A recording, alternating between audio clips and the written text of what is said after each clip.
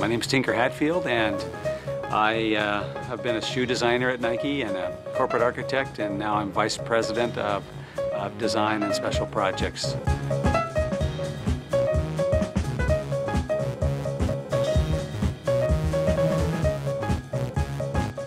I was originally hired at Nike in 1981 as the corporate architect, and so my first 4.5 years at Nike were spent mostly designing office spaces and showrooms and stores, and I was convinced that architecture was the profession for me because it is probably one of the best examples of the combination of kind of art and science and sort of, I think, cultural experience. When I was asked to start designing shoes, and it was actually a request by someone here at Nike, I jumped at the chance because I realized for the environment I was in and for the future that designing shoes was where the real action was.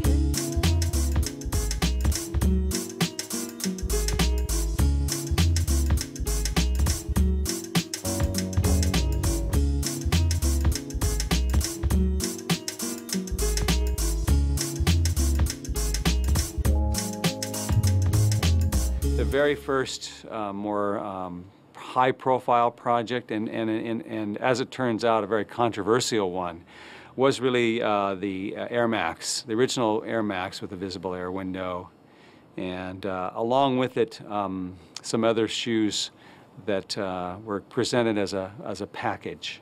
As I often say, when you sit down to design something, it can be anything. It can be a car, a toaster, a house, a tall building, or a shoe. What you draw or what you design is really a culmination of everything that you've seen and done in your life previous to that point. And I had been to Paris. I had been to a lot of us at Nike have traveled extensively to try and be inspired, to understand people from all over the world in different cities, different cultures, different regions. I had known about this very interesting, very innovative, and very controversial building called the Georges Pompidou Center.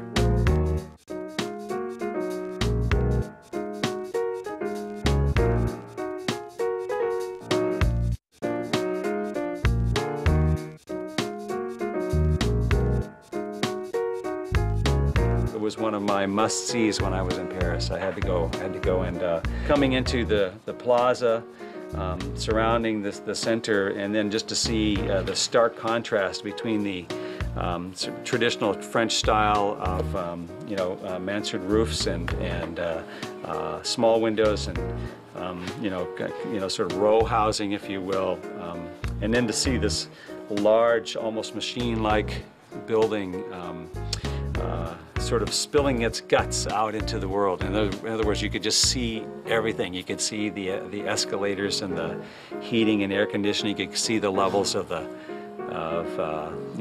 different parts of the museum, and I could see people. It really inspired me because it really shook the world of architecture. It shook the world of urban design.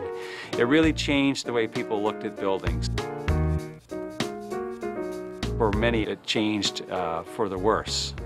But in my eyes, it changed for the better. I don't know if I was thinking, well, now I'm going to go design a shoe based off of this. I don't think I was thinking that way. I just remember being really super influenced by it and having my architectural senses sort of turned upside down.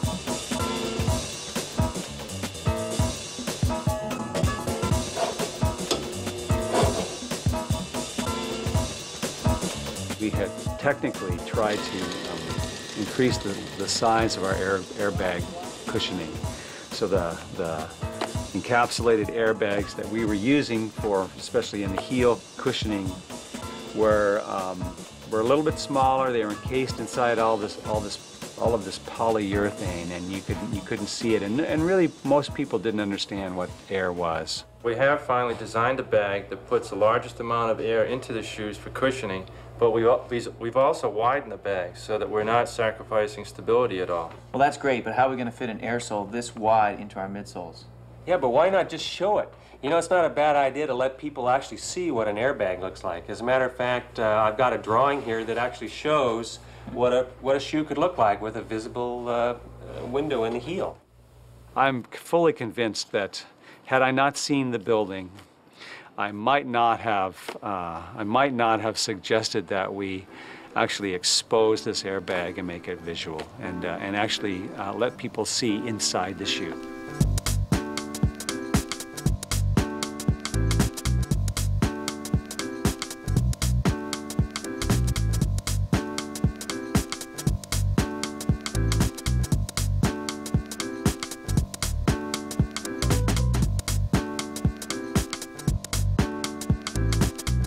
When you do something different, you have to have a pretty thick skin. People are going to take shots at you. They're going to criticize what they don't understand. And I just remember people being very upset about it, and the head of marketing for running was not in favor of that shoe, and just couldn't see how that we could sell a shoe that had a hole in the side of it that you know, people thought it was going to be too vulnerable, and the airbags would be punctured, and that it just didn't look like a normal running shoe.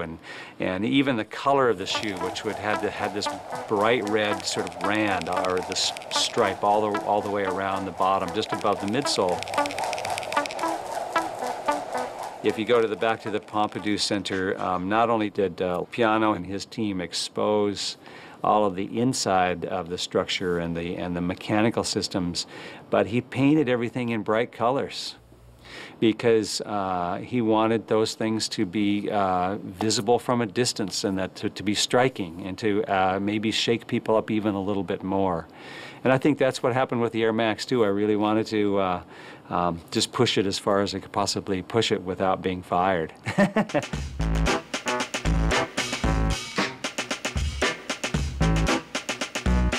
I believe that that entire air pack of shoes, including the Air Max, was